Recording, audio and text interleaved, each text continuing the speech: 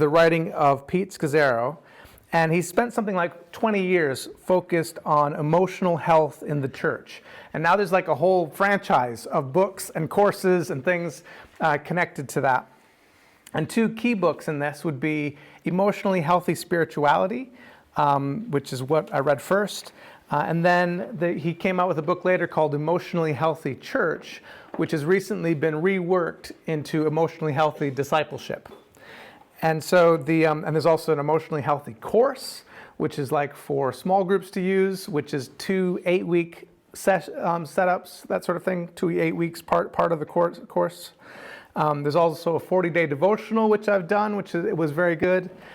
And what I think he's getting onto is definitely a need in kind of modern Christianity where, and even I've noticed this in myself. So, for example, for me personally, when I'm trying to think about spiritual growth, and trying to think about it in a sort of holistic way, I would often point to Luke 2:52. Jesus grew in wisdom and in stature and in favor with God and man.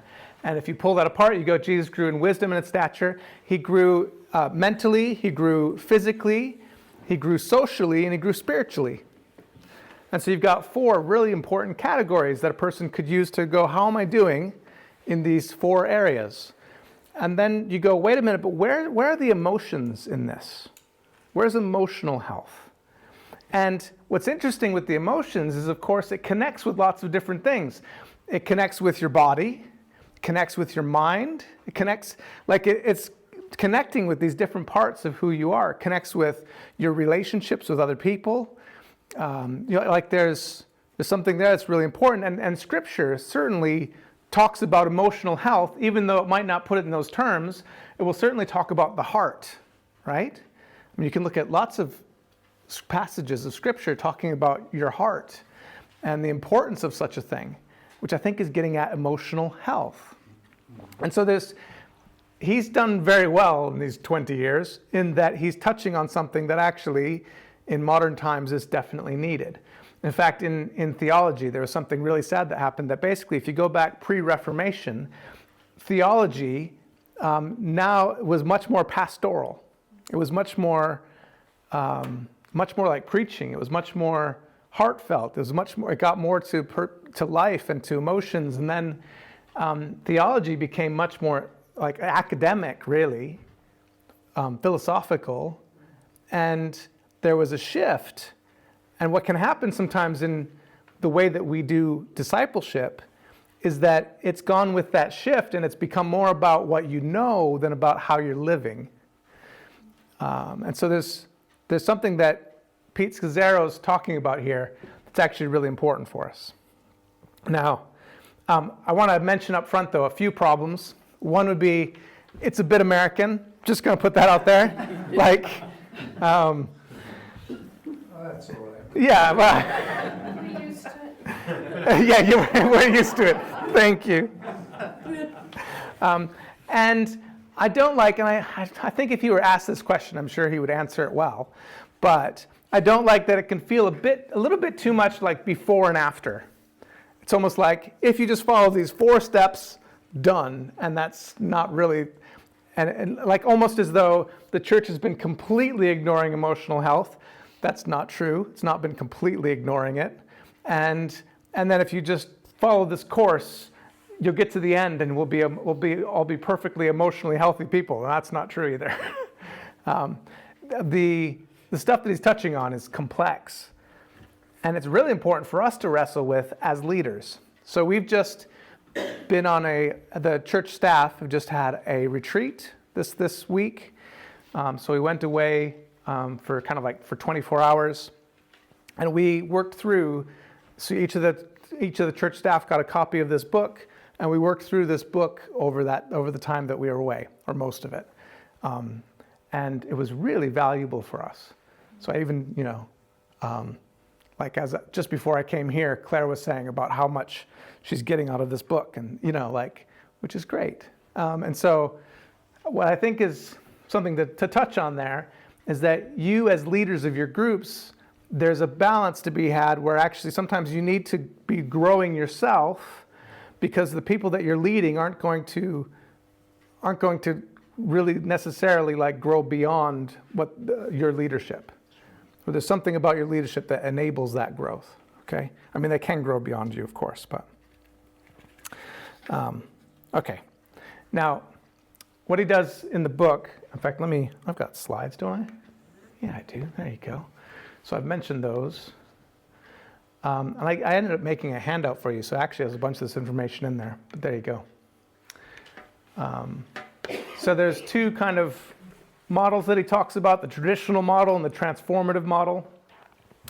And if you notice something, they're almost the same. There's just one key difference, right? So meet Jesus, attend church, that's the same.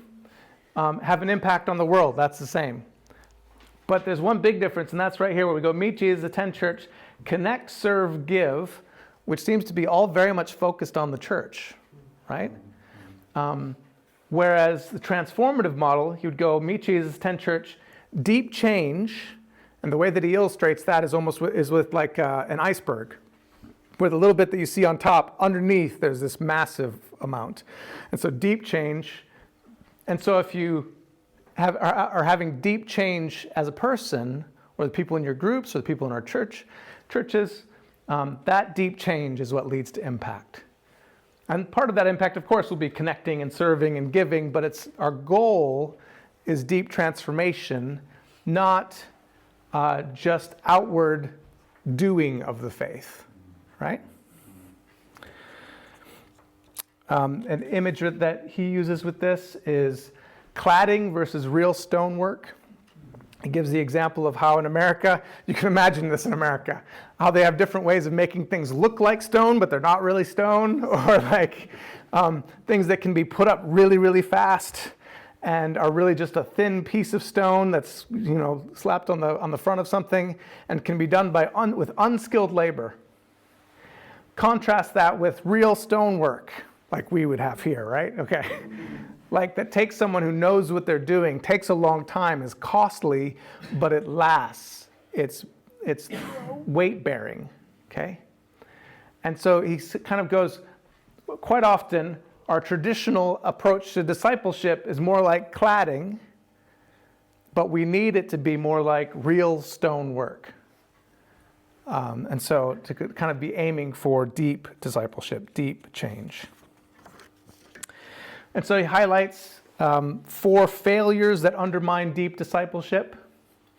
First failure he talks about there is that we tolerate emotional immaturity. And this is because we can't measure things like to what degree we love other people. It's difficult. And so we elevate the spiritual and distrust the emotional, is what he would say. And so here's some examples of this. Let's kind of flesh this out. You'll get this idea. And I think I put this in your notes. You can be a gifted speaker for God in public and be a detached spouse or angry parent at home. I mean, I hope not, but I imagine that's true. That you can function as a leader and yet be unteachable, insecure, and defensive. I mean, yikes. I've met people like that where which are elevated as a leader, but you can see there's something very wrong with their character. You can quote the Bible with ease and still be unaware of your reactivity. You can fast and pray regularly and yet remain critical of others, justifying it as discernment. You can lead people for God when in reality your primary motive is an unhealthy need to be admired by others. You can be hurt by the unkind comment of a coworker and justify saying nothing because you avoid conflicts at all costs. You can serve tirelessly in multiple ministries and yet carry resentments because there's little personal time for healthy self-care. Like he's just highlighting little things here that are kind of showing us tolerating emotional immaturity. A second thing that he says is a failure that undermines deep discipleship is that we emphasize doing for God over being with God. And what he's after here is, and what he kind of illustrates it with, is this idea of a kind of like a scale, almost a balance, and that there should be both being and doing, that the two should be held in tension with each other. And so, in our efforts to serve God, often we can end up skimping out on our relationship with God.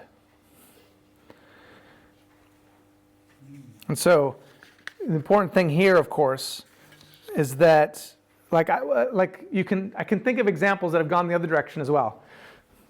Where some church examples put an emphasis on doing instead of being, and that's probably what we're most familiar with.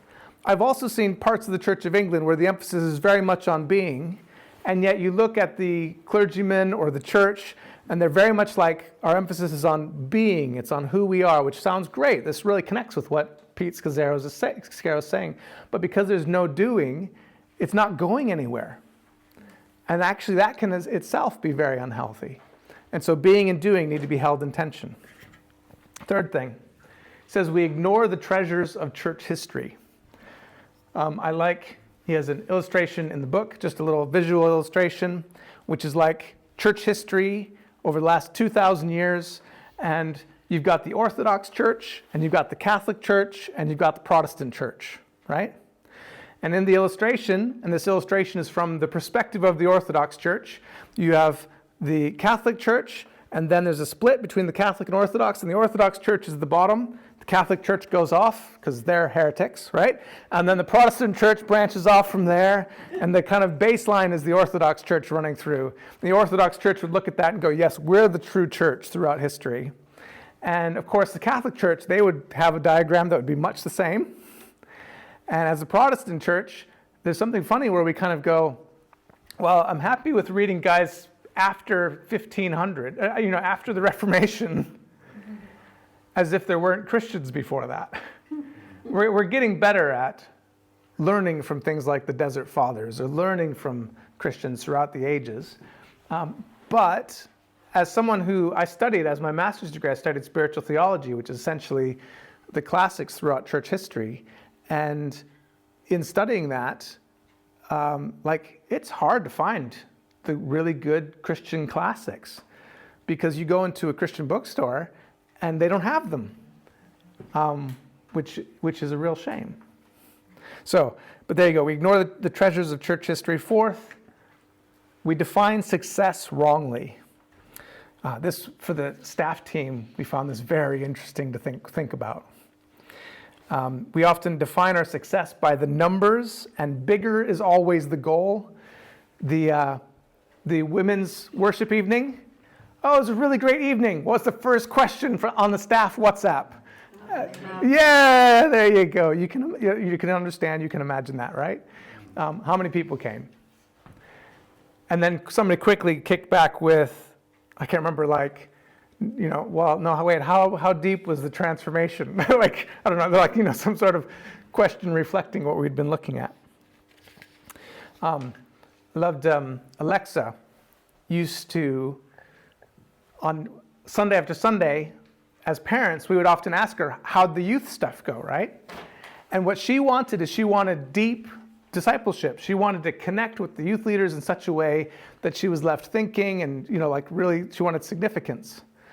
And so there's something wrong, though, because we'd be asking, how did youth go? And what we meant is, was there 25 youth there? Or 30 youth there?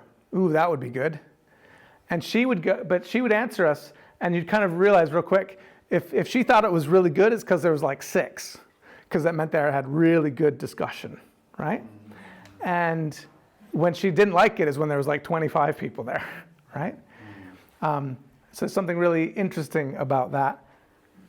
So we often define success wrongly. Now, it doesn't mean that we shouldn't hope that 25 people are changed, or that health and growth go together, but not always. What we're after is health. So that's the kind of thing I want to be aware of there. So here's what I want to do right now, is I want to give you just a few minutes. You can't do this thoroughly because actually it would take ages, but you also have a second handout, which is this assessment that he gives. Have a look through that. You can answer some of it for yourself, but just look for what area do you find really interesting. You won't have time to do it all because we'd end up taking ages, so you'll need to do this on your own. But have a look through it, and we'll give you a few minutes to do that, and then we'll come back together. So check that out. Now, I'll mention 2 problems I have with this survey. The first is that, if I'm honest, I never want to say I'm perfect at anything. So like, because we're all work in progress. And so when I was doing it, I don't want to put very true for basically just about anything, right? Like, so like mostly true or very true. Yeah, anyways, I found that awkward. The other thing is that at the end, you score yourself and you end up in 4 possible camps: emotional infant, emotional child, emotional adolescent, or emotional adult. Now he's picking on that kind of Bible language about I gave you milk and solid food, and like that's what he's doing. He's picking up on that. But no one wants to be called an emotional infant or an emotional child, and yet I want people to be honest about where they're at. So I don't like that kind of landing, as it were. Instead, I want you to focus on what area do you go, ooh, I really need to grow there. This is difficult. Like there'll be some areas where you go, that's easy, I got that. And other areas where you find it really difficult. And so let me, any questions or like that you found really interesting and or yeah. Well, I found the last question in each, like for instance in 2, people close to me would describe me as patient, calm during failures, disappointments and setbacks. That might be true, that's what they see, but it's like the iceberg, isn't it? Sure. What's going on underneath isn't necessarily what other people perceive. Yeah. Anybody else? What do you find interesting or difficult about this? Yeah. And that some of them, you've got 2 possible answers. Like, I have rejected the world's definition of success and give myself a 4 for that. Yeah. But 2, become the person God has called me to become and to do what God has called me. I'm not quite sure I'll give myself a 4 for that. Yeah. The question... Yep, there's too much going on. Yeah, definitely. But anybody else? Is there anybody willing to be vulnerable for a moment and just go, when I read that, it just hits me in my heart. Do you know what I mean? Like, yeah, I rarely change the way I act so others will think highly of me. That's not true. I'm a fifth-born child. I love affirmation. Yeah, I mean, and see, the thing is, also, I don't like at the end that you're scoring yourself, but I guess it forces you to think about it, right? That's the kind of a bit of a tension thing, like what number it forces you to think about it, but I'd really want you to think about it and go, where am I at with? There's lots of really difficult things here that are getting at our emotional health.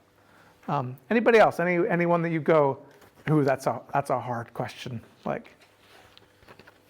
I think it's very good. Yeah. Yeah. For me, what this highlighted was that spiritual maturity is far more 3-dimensional than I often think about it. In other words, I often think about spiritual maturity as though it's just like, know the Bible, pray, and don't do the bad stuff. And then you read something like this and you realize there's so much more texture to our relational and emotional life and what spiritual maturity looks like then, that actually makes you go, oh wow, I have a long ways to go. Right? Okay.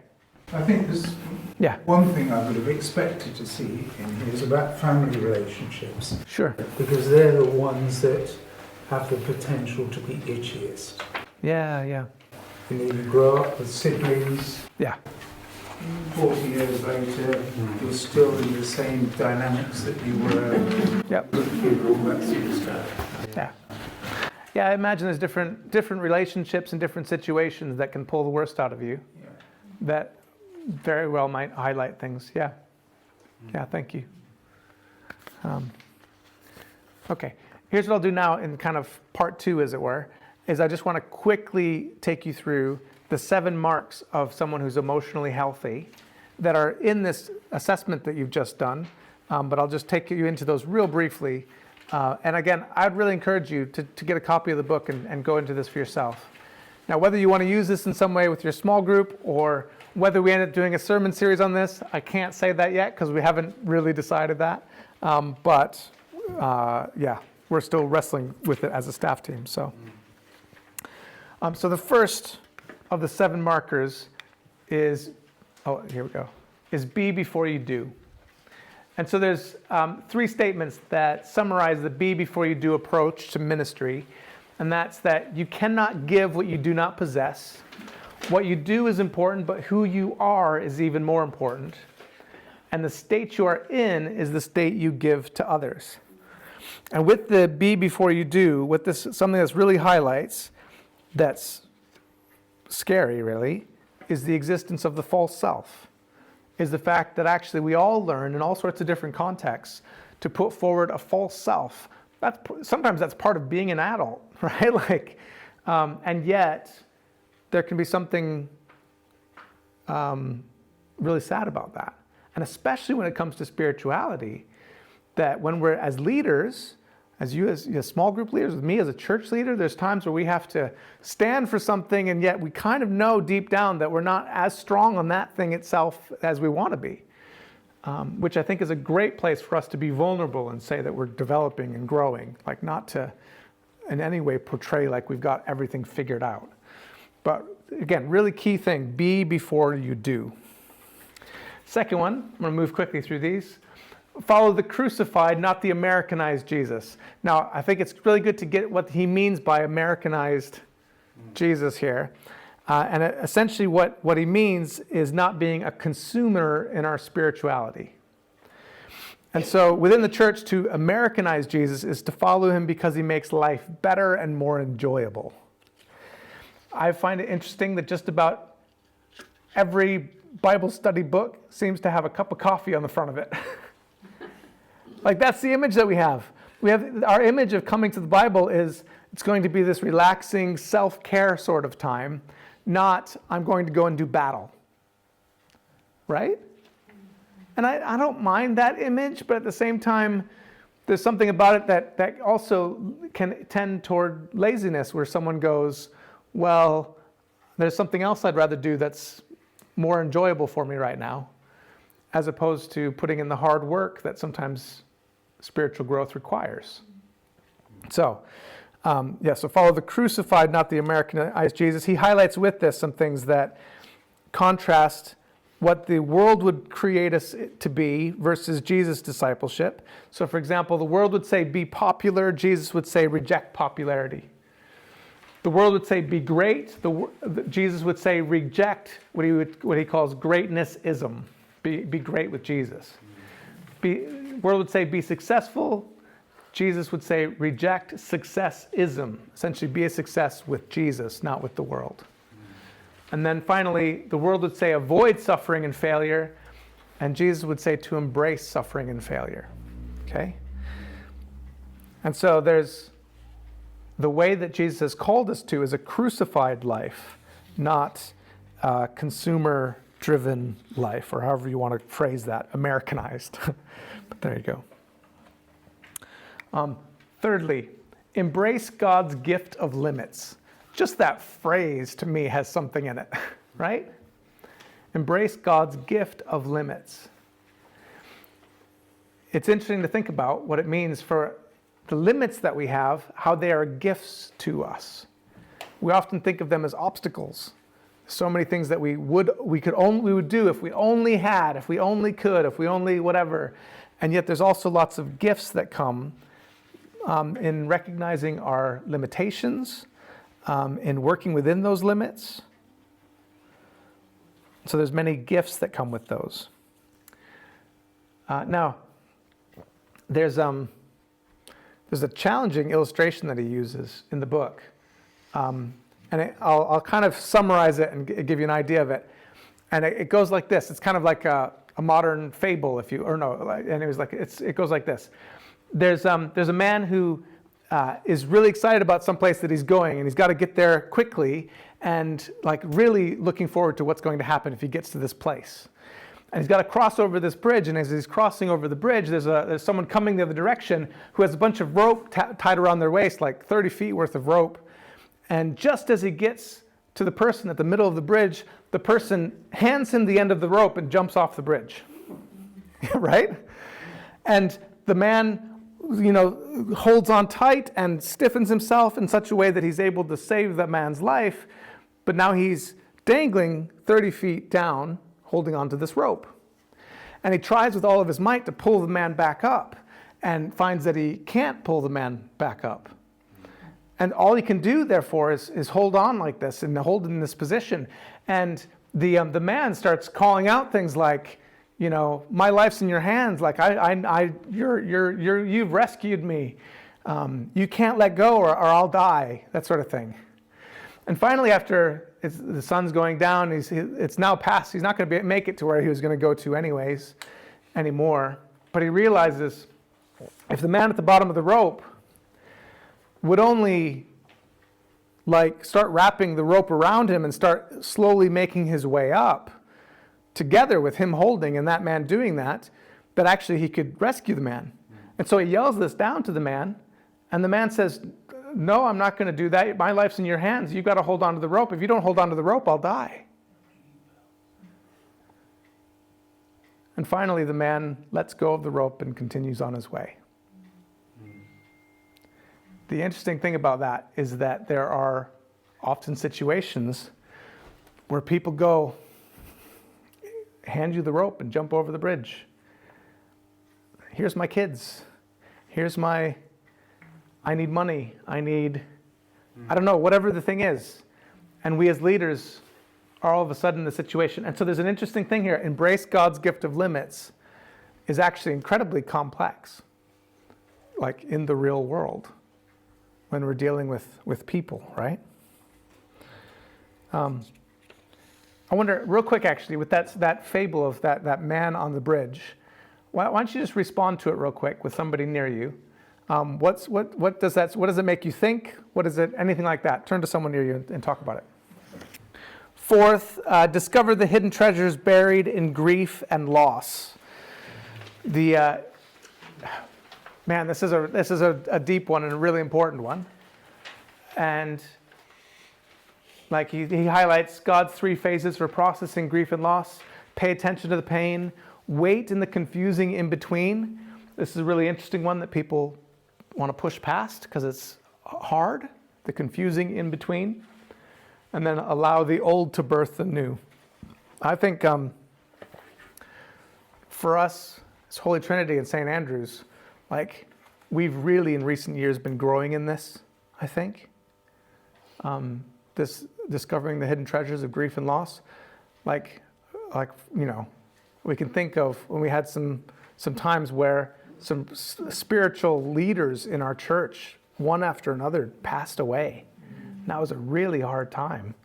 And yet, I hope their legacies in some way continue, and anyways, so painful, and yet at the same time powerful.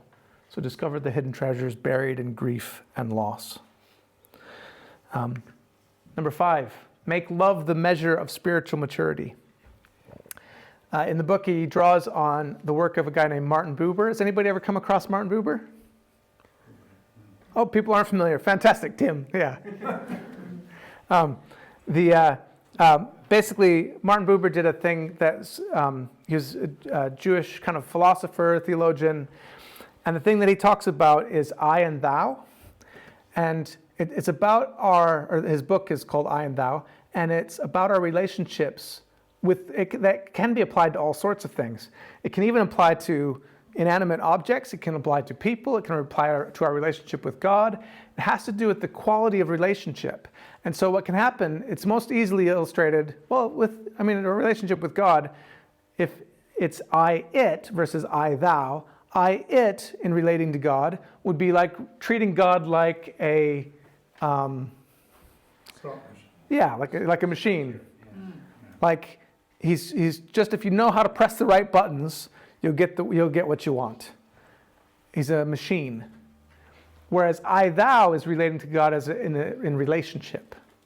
Or with a person. You sometimes might meet someone quickly on the side of the street and you're kind of just going through the motions because you're on your way to get somewhere else. And you're relating to them as I, it, instead of actually going to a place where it's I, thou, right? There's a different depth of relationship. And there's something, making love the measure of spiritual maturity is about relational health in being able to have I, thou relationships with other people. And so he describes, and I've put them up here, kind of on the one side, what an I-it relationship is like as contrasted with I-thou. So I-it, distracted, goal-orientated. I-thou, fully attentive, listening-orientated. I-it, others are objects or extensions of oneself. I-thou, others are persons, unique and separate. I-it, judgmental, conditional acceptance. I-thou, non-judgmental, radical acceptance. I-it, monologue, debate, make my point. I-thou, dialogue, exploration, curiosity. You see how the relationship's different, right? I-it, withhold myself, limited sharing. I-thou, offer myself, vulnerable, self-disclosure. I-it, closed, unwilling to learn or change. I-thou, open, willing to learn and change. That has to do with the kind of, that openness, the way that you're connected to the other person. I-it versus I-thou. And so a way to kind of practice the presence of people in everyday life is to ask 3 questions. He says, am I fully present or distracted? Am I loving or judging? Am I open or closed to being changed? And that one about being changed is very interesting because people pick up on that. It's an attitude that we might have toward someone in regard to, is this genuine relationship or not? Okay? Now, so we can kind of understand that. Okay, and then number 6, break the power of the past. With this, it's thinking about the kind of what we've inherited from family structures, but also the breaking of the power of the past can also be at place in churches, can be at place in organizations. There can be a history that therefore actually is around in various ways for generations. And so sometimes by acknowledging that means that you can see it and learn from it. And then finally, lead out of weakness and vulnerability. We often place a high value on power and influence. I was saying something with the youth on Sunday that was very much about this sort of approach to others where when I was a kid, used to have a thing called, so in Minnesota, because there's so much snow and ice, the snow plows would often push all the snow and ice to the corner of a car park. And it would mound up until you'd have a pile of snow and ice that might be the size of a house, okay? Like literally. And so, only in America, right? And anyways, we would play a game called King of the Mountain. And the idea was that you wanted to be on top of the mountain for as long as possible. But everybody else was trying to push you or pull you down from the top of the mountain. And I never got to be on top for very long at all, if at all. One time I was very happy with it in that I got to the top, but then someone pulled me down, but they fell backwards as they did, and I was able to use them like a surfboard. But this kind of illustrates the way life often is for us, where actually subtly there's this sense of power. How we look, what we say, how people perceive us is all this sort of game, and we're always trying to get ahead in the game. And the thing that I was preaching on with the youth on Sunday was John 13, Jesus washing the disciples' feet. We need to be able as leaders to be able to be vulnerable, to be able to be weak. And so there's something incredibly significant and important about that. And so we should lead out of weakness and vulnerability. And there's, of course, more about that there in your notes. It's hugely enabling. Yeah. Because people want to. Yeah. Well, and I think people are drawn to people that are able to do that, actually. So I hope that gives you a window into this book and actually loads to think about when it comes to a kind of emotional maturity, and also things that you can be more and more leading your group into. We're looking for spiritual depth that includes emotional maturity, includes relational maturity, includes things that are often missing from our discipleship.